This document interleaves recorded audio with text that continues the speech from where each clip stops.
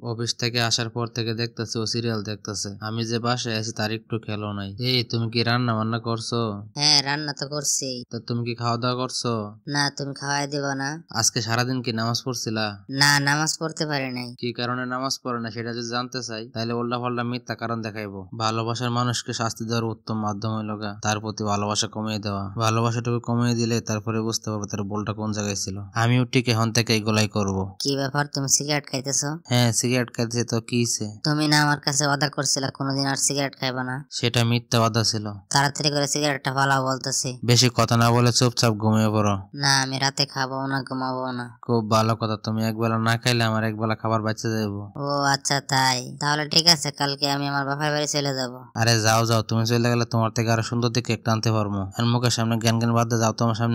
বৌদি বিছানায় শুয়ে শুয়ে একলা একলা কান্না করতেছে। আমি জানি ও রাতে খায় নাই। এই তো ফ্যান ফ্যান করে কান্না বন্ধ করো। টেবিলের উপরে খাবার রাখা আছে। তোমার হাতের এই জঘন্য রান্না কি খাওয়া যা? আমি অফিস থেকে ফেরার সময় হোটেল থেকে খাই আইছি। এই তোমার কি হয়েছে? তুমি আমার লাগে এরকম করতেছো কে? আমি কি তোমার লাগে কোনো ভুল করছি?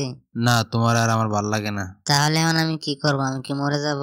তুমি মরবা না কি করবা সেটা আমি জানি না। আমার চোখের সামনে তো যায় উদ্ধার করো আমারে।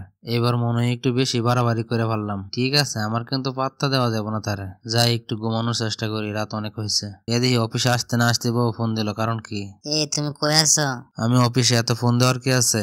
সকালে নাস্তা না করে আমার না বললে অফিস চলে গেল, কারণ কি? তোমার হাতে রান্না খাইলে আমার বমি আয়, তাই আমি হোটেলে খাইছি। আমার সহকারী নাতাশা হোটেল থেকে নাস্তা নিয়ে এসে আমার জন্য। তুমি কি এখন এই মেয়ের সাথে আছো? হ্যাঁ, আমি ওর সাথে আছি। ওরা আমি পছন্দ করি এবং ওরা অনেক ভালোবাসি। আর শোনো, সারাদিনে কিন্তু আর একবারও ফোন দিব না আমারে। অনেক নিষেধ করার পরে অনেকবার ফোন দিছে, মেসেজ করছে আমারে। আমি তো কোনো রিপ্লাই দেই নাই তারে। এখন বাড়িতে এসে দি দরজা খুলে রাখছে, দিয়ে তো কলিং বেল টিপে কি করে। এই তোমার কি হয়েছে? এভাবে পাবে জড়ায় ধরছো কেন? তুমি অন্য মেয়েকে বিয়ে করার আগে আমার গলার টিপ দিয়ে মাইরে ফেলাও। আমি কি ভুল করছি সেই ভুলটা আমার ধরায় দাও। দরকার হলে আমার মায়ের দাও, গালি দাও। আমার কাছ থেকে তোমার ভালোবাসা কি কারণে কেড়ে নিচ্ছ? তুমি এইটুকু ভালোবাসা হারাই নিজের আপসেট মনে করতেছো, কান্নাকাটি করতেছো। মরার পরে পরকালে যদি একজন জান্নাতি আর একজন জাহান্নামী হয়, তাহলে তুমি এই ভালোবাসার চাইরে একলা থাকবা কেমন করে? তুমি কি আমাকে 2-3 দিনের জন্য ভালোবাসতে চাও? তুমি কি চাও না আমরা স্বামী স্ত্রী একই সাথে জান্নাতে বসবাস করি? তুমি কি চাও না সারা জীবন আমরা ভালোবাসার বন্ধনে অটুট থাকি? তুমি কি চাও না আমরা দুজন জান্নাতে একে অপরের হাতে হাত রেখে আদম হাওয়ার মতন বিচরণ করি? কি হলো বলো, তুমি কি এগুলা চাও না কিছুই? এর জন্য এত কিছু? তো এই কথাটা তো মুখে বললেও হতো। এই কথাটা মুখে তোমার অনেকবার বলছি, কিন্তু একবারও কাজে আসে নাই। কি ব্যাপার, এই ভোরবেলা আমার কান ধরে কাটা টানে রে? ও মা, এটা দিয়ে আমার বউ। কি ব্যাপার, এত সকাল সকাল আমার কান ধরে টানতেছে কেন? কান তো ছিঁড়ে দেবো।